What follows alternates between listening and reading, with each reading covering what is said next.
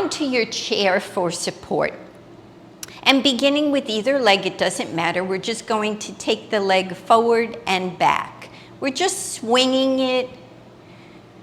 Let gravity and momentum carry your leg forward and back. And every time that we're coming back, we're lengthening this hip flexor. That's the front muscle of your hip. When you sit all day, that muscle can get very short, and that's why you might have pain. But if we do a nice gentle movement like this, we're just waking up the hip. Now the next time that you come back, stop and see if you can put your toes on the ground. Just stay there for a moment, see how that feels. This is really lengthening this hip flexor muscle.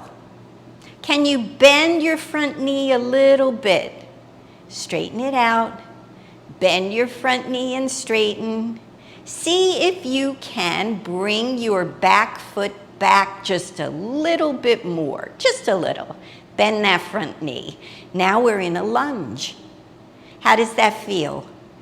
Stay here for a breath.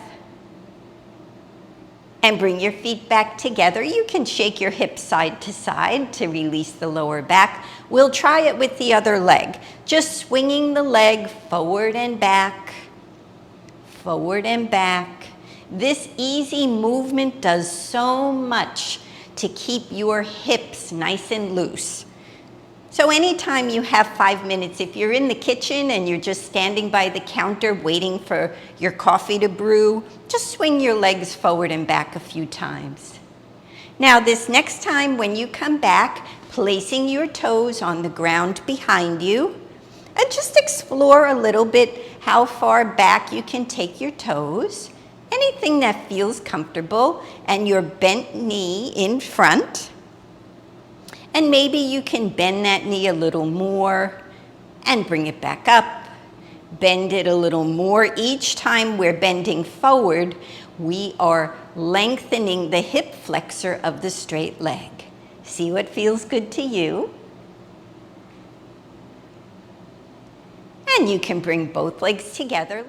And that's it. Take 5 yoga, 5 minutes of mat-free yoga for beginners and gentle yogis. If you'd like to learn more about my midlife yoga program, please visit my website, www.youarerightontime.com. I'll see you for our next episode of Take 5 Yoga. And until then, I wish you namaste and peace.